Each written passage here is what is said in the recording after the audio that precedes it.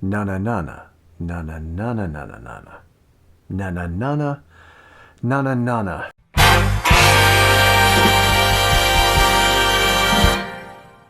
Explaining how Batman is written is a huge task.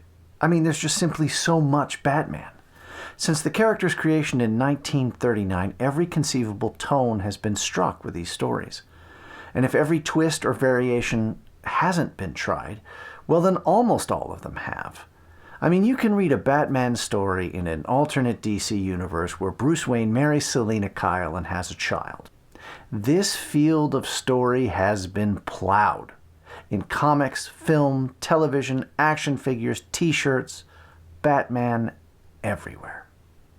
It would take a lifetime to do a comprehensive survey, and I think it would be a life, well, wasted. Because the fact is, most of everything isn't very good. Most Batman comics or movies, while they're fun and they're fine, they certainly aren't sublime. So the reason I'm exploring Batman right now is that I'm currently writing a Batman story of a kind. And to do that, I want to understand the character better. I'm writing a series called How to Succeed in Evil, about an evil efficiency consultant for supervillains. It uses superhero tropes in the same way that Douglas Adams uses science fiction tropes and Terry Pratchett uses fantasy tropes. It's satire. In the latest series of books, the long-term antagonist for my consultant is a superhero called the Lynx.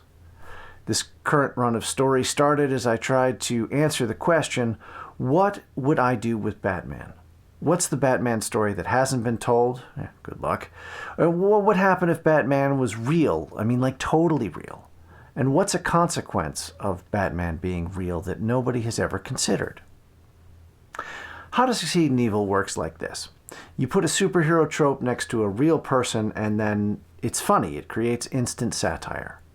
Like Bruce Wayne. He's got billions, but if he really wants to help people, he should do it at scale, not by pounding muggers in an alley. He should devote his time to the Wayne Foundation. And really, if he believes in what he's doing, he'll want to turn Wayne Enterprises into an engine that will generate so much money that he can use it to fund the foundation. So in my idea, Batman, the Lynx, is inherently irresponsible. He's a trust fund kid who is defrauding his shareholders so he can play vigilante. I mean, he's a dilettante. And from that, you can know he's probably not very good at business or at fighting crime. He wants to do the right thing, he just doesn't know how. And that's funny, and or sad, depending on how you play it. So for me, the questions to ask of Batman are threefold. 1, why has Batman lasted? What makes this character have such staying power? Is it luck? I mean, was the character just created at the right time? Certainly some of that is true, but there are things about the story and the character that would be useful to understand if you want to make new stories that you hope will last. And I do. Number 2, how does this engine of story work? I mean, there are so many Batman stories, so many great characters. What is it about this particular wellspring that makes it so productive? And is there anything I can steal to become more productive myself? And 3, what is a Batman story at its absolute best? How and why does it work? So here's my plan of attack. I'm going to place Batman in the pulp tradition, and then I'm going to talk about the major kinds of Batman stories, and why, when they are great, they are great. And then I'm going to analyze the film a little bit, the film The Dark Knight and the comics that led up to it. So where does Batman come from? One of the most important insights I have for anyone about story, or even art in general, is that everything was influenced by something else. There is no new thing under the sun, as the saying goes, which logically can't be correct, but new ideas are very, very, very rare. So if you see something that you think is without precedent, turns out there's a part you missed. And the part you might miss about Batman, that he is straight up a pulp character. The pulp era in which he was created was this vast, rolling machine that turned out story after story after story, almost all of them repackaged and produced with a speed that modern writers can't seem to match, even though they have computers, right? And all they had back then was mechanical typewriters. Like there was a guy named Lester Dent who would keep an extra giant Royal mechanical typewriter beside his desk because he wrote so fast he would break one of those cast iron typewriters, and he didn't want to slow down, so he would just slide that typewriter off the desk and plop the new one down and keep going, filling ream after ream of paper. So these pulp characters are like the guys that Bob Kane and Bill Finger used as inspiration. The number one inspiration for Batman is Zorro. Bob Kane said so himself. You can see it in the art, and in the classic origin story, young Bruce Wayne and his parents are coming out of a screening of The Mask of Zorro when his parents are killed in a mugging. For me, Batman also has elements of the Shadow. Lamont Cranston, rich playboy by day, turns into the Shadow, who turns invisible and scares the crap out of criminals while solving mysteries and righting wrongs. There are, of course, others, but it's all a melange. From the word go, Batman comes right out of this world of ridiculous characters. Well, ridiculous now, if you go back and read them. The other interesting thing to note is that Batman is not ridiculous. Well, not at the start. And not exactly funny either. From the word go, Batman is a tragedy, and the Joker is a horrific monster. That panel of a recently orphaned Bruce Wayne crying and dedicating his life to fighting crime in the earliest origin story is harrowing. Sure, I didn't completely get this the first time I read it, but when you go back and look at it, all the pieces are there. And this is the primary difference. Batman has internal stakes right from the beginning. All of these other pulp adventurers, they're doing something because it's fun. They're gentlemen adventurers. Maybe they're bored. Or because they're doing it because it's right in the abstract sense. Bruce Wayne dons cape and cowl not only for justice, but to fix what's broken inside him. Batman is, first and foremost, a response to trauma. So how do Batman stories work? Batman never changes. Oh, I know Robin got killed, and then he wasn't, and then Robin changed, and Nightwing, and blah, blah, blah, blah, blah, blah, blah. But in terms of real interior character change, it seems to me that only 2 Batman stories involve the character changing in a significant way. The origin story and the death story. For me, in every great Batman story, the villain is a manifestation of Batman's internal struggle. And maybe every good action story works like this. Maybe a hero's struggle is always his or her consciousness against inner forces. These elements of psychology and neurology and instinct that we aren't consciously aware of, that we must overcome to be who we want or who we need to be. Take, for example, an alcoholic. In one sense, there's nothing easier than not being an alcoholic. It's literally the cessation of an activity. It would seem to require no effort at all. But we are not in charge of ourselves, exactly, and the struggles to overcome addiction, or anything else, are titanic. But they are internal. And it's very difficult to understand anything in abstract terms, especially the deep interior life of a human being. And so we make these things concrete in character and action. To understand and reason about these psychological struggles, our ancestors developed myths. I believe they used the oldest and most eternal categories known to them, things like mother, night, father, ocean, light, darkness, dragon, fire, ice, not just as things in themselves, but to try and understand what was going on inside them and how people should act in the world. In a real sense, the battle against any monster is smaller and secondary to the battle against the instinct for self-preservation within. But since we can't symbolize that inner battle very well in a story, we have heroes slay dragons. Batman doesn't have dragons. I mean, maybe Killer Croc. But Batman has characters that are his externalized personality traits or other competing possible responses to trauma. So many versions of the Joker are valid and understandable responses to tragedy. We live in a cruel, nihilistic world. Nothing matters. There is no God. It's all a joke. The mob has plans. The cops have plans. Gordon's got plans. You know, they're schemers. schemers trying to control their little worlds. I'm not a schemer. I try to show the schemers how pathetic their attempts to control things really are. So, when I say, come here, when I say that you and your girlfriend was nothing personal, you know that I'm telling the truth. Bruce Wayne/Batman is the opposite of this response. Bruce, through grief and the power of his will, forges himself into an instrument as an attempt to restore justice and make the world a better place. And every Batman character is like this.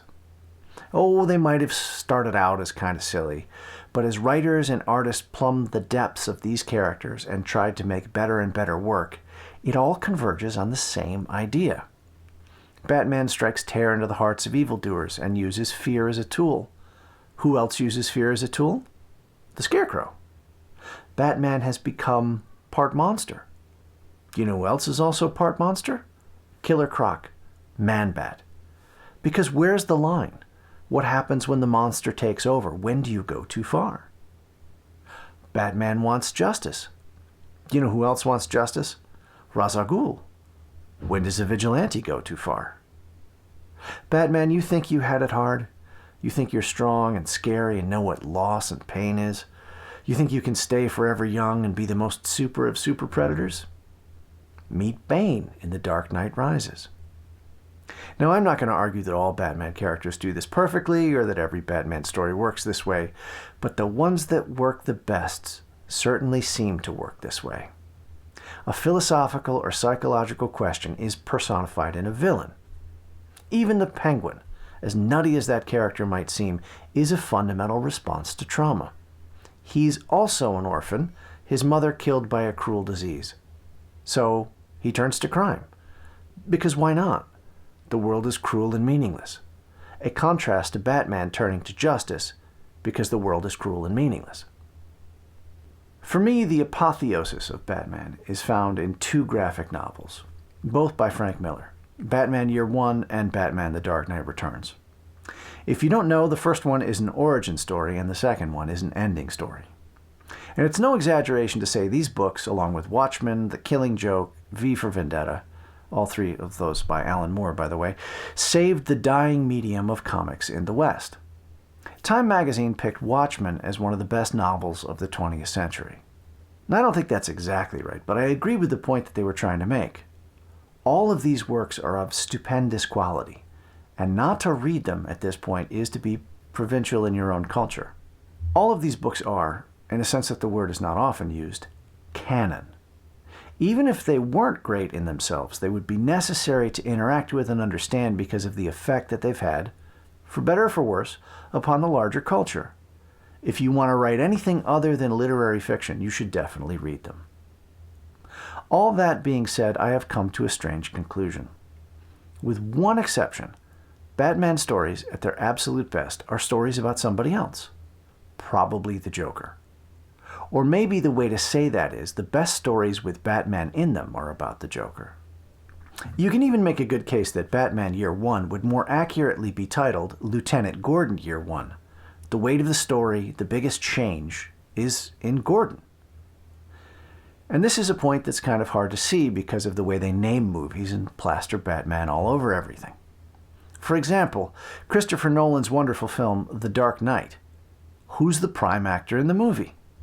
The Joker. He initiates all the action. And he's trying to prove that ultimately everybody is awful and nothing means anything. You want to know how I got these scars? The answer is different every time because the truth doesn't matter. He's trying to destroy Batman. From the inside out, destroy him as an idea. Bring him to the belief that there is no justice. And that's why Harvey Dent's story makes sense in this movie. It's to provide a contrast. Here's someone like Bruce Wayne, better than Bruce Wayne, and he's powerless against the Joker's basic argument. The criminals are even powerless against the Joker. And the crazy thing about that movie and its ending is that the Joker wins. Nothing means anything. The lies win. Because sometimes truth isn't good enough. Sometimes people deserve more. Sometimes people deserve to have their faith rewarded. Because sometimes the truth isn't good enough. Sometimes people deserve more. Sometimes people deserve to have their faith rewarded. Now just take that out of context for a second. Put those words in a news director's mouth. Put those words into the mouth of a wife or a husband who has cheated. Honey, I'm going to reward your faith in me by lying. That's some evil shit right there.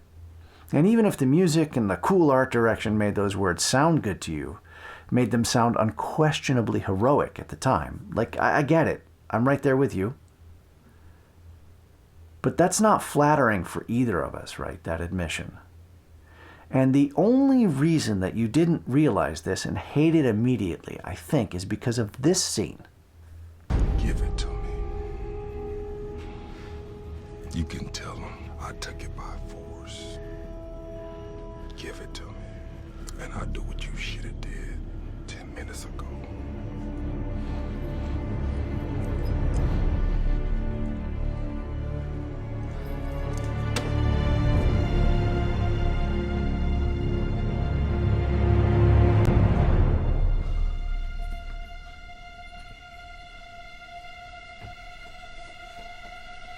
There are many, many great things about The Dark Knight as a movie. The pacing and the scenes are so tight. The dialogue is brilliant. I mean, just think about how many great lines you know from this movie. I'm gonna make this pencil disappear. It's gone. Some men just want to watch the world burn. There's a lot of potential for aggressive expansion. So which of you fine gentlemen would like to join our team? Oh, there's only one spot open right now, so we're gonna have tryouts.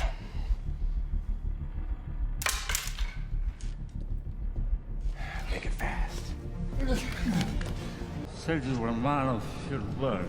I am. I'm only burning my half. All you care about is money. This town deserves a better class of criminal. And I'm gonna give it to them. I suppose you're going to lock me up as well. As your accomplice. Accomplice? I'm gonna tell them the whole thing was your idea. The Christopher Nolan movies are so good, we even overlook the absurdity of the whole Batman word gargling thing, right? It's so stupid. Where's Rachel? But it works. I think The Dark Knight comes as close to being a great movie as a superhero film can without actually being a great movie. For some reason, it just doesn't hang together for me. It's three magnificent set pieces, really. The bank robbery at the beginning, the sequence where the truck flips, and with the cable and the bat cycle, and the choice on the two ferries. And the rest of it is just sort of woven together well. But it doesn't feel like a unified whole to me. But the level of craft, and it's funny, right? It's funny for being so intense in places. There are so many great, great things, moments, right? Great moments. And really those moments are singular experiences on that emotional roller coaster of a good story. They're the reason why we go to big Hollywood movies. We want those moments. But they're not the reason why a story lingers with us, stays in our heart, or changes us. And for me, The Dark Knight doesn't do that. But the story that inspired it does. I'm talking about the 1986 graphic novel, The Dark Knight Returns. It's a lot of things that make this great, but it's the story of how an old hero dies, which is part of the hero's journey that we seem to have forgotten in modern times. But it's a huge part of it. See, if you're going to be a hero, you don't actually get to lay that burden down when you want to. In Beowulf, as an old man, Beowulf has to answer the call again and die fighting a dragon. Hell, King Arthur dies fighting Mordred, but he doesn't even get to stay dead. As the legend goes, he's just sleeping, waiting for the time that he's needed again. We see this old story play out when an old boxer comes out of retirement to fight a young one. He's too old, but he's the champ, and he has to answer the call one last time. You can hear it in these lines of Tennyson. Death closes all, but something ere the end. Some work of noble note may yet be done, not unbecoming men who strove with gods. Though much is taken, much abides, and though we are not now that strength which in old days moved heaven and earth, that which we are, one equal temper of heroic hearts, made weak by time and fate, but strong in will, to strive, to seek, to find, and not to yield. The Dark Knight hews to that form. And maybe The Dark Knight, the film, doesn't work because it's not really cast in one of those great forms of story. That's the kind of question that I don't know how to answer just yet. And if I'd waited until I'd figured it out, I never would have finished this video. I'll tell you my hunch, though. If you want to innovate with story form, odds are it's probably not going to work out. It's like a song or a symphony. You have to make a great one within the form. So what I can tell you about The Dark Knight Returns graphic novel is that it's been looted by every creator since it came out. The Dark Knight Returns contains the movies The Dark Knight, The Dark Knight Rises, Batman vs. Superman. The first page alone was the inspiration for that 20-minute racetrack scene in Iron Man 2. Frank Miller forever changed Batman. Every Batman after Miller is the gritty, scary, possessed, gravelly-voiced Dark Knight. And as if that's not enough, he also did the same thing with Daredevil. Every Daredevil after Frank Miller is, in a sense, Miller's Daredevil. On top of all that, The Dark Knight Returns was the first comic I know of to genuinely gender swap a character. Robin is a young girl, and she is hands down, no questions asked, my favorite, and I also think the most heroic Robin there is. And I've never even really liked Robin. I mean, Robin's always struck me as kind of stupid, like the boy hostage, a plot device, maybe something to get young children to like the story. But Carrie Kelly, she's a brilliant character. So for my money, if you want Batman at his best, it's Batman The Dark Knight Returns.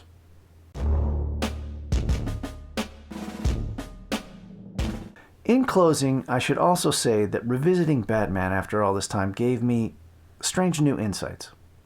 One is, and there's no way around this, is that Batman is himself a criminal. He's a vigilante, a man who takes the law into his own hands. All superheroes are, in a sense, but explicitly Batman. And the crazy thing is how long this character ran on. All comics, really, with a nod and a wink. I mean, yeah, it's okay because he's a good vigilante. Or it's fine because he's rich and he's trying to do the right thing. That's really thin. But everybody was, and everybody kind of is, okay with it. But here's the question. What gives you the right? What's the difference between you and me? I'm not wearing hockey pads. And I think the reason we're okay with thin justifications like that is we know it's going to give us a great story. Or perhaps we understand, on some barely conscious level, that the logic of the story works as competing villains, competing perspectives on responses to trauma. And I'm sorry if all this seems vague. I'm at the limit of my understanding here. But what I take away from this is twofold. One, realism in any sense is a bad quality by which to judge a story. I mean, if you look at any story that people love, it's utterly implausible at some point and on some level. Even, and perhaps especially, non-fiction stories. The longer the odds, the more unlikely the outcome, the more we like it. And number two, we don't need much of an explanation for something absurd. We don't even need a good explanation to suspend disbelief. But we do need an explanation. Maybe all a reader or viewer needs is an acknowledgement that some stretch of genre or realism is being hand-waved away. And we're good. We're in on it. We're complicit. So to wrap it all up, question number 1, why has Batman lasted? Some of it was certainly lucky timing, but the part that wasn't is because Batman has internal stakes built in. Tragedy drives the character, even when he's ridiculous. Number 2, how does a Batman story work? Every character is a response to trauma, an aspect of Batman's psyche that has been externalized. Now there's more to it than that, but I think that's what drives Batman's rogues gallery and why the stories keep on coming. And number 3, what is a Batman story at its absolute best? Frank Miller's The Dark Knight Returns.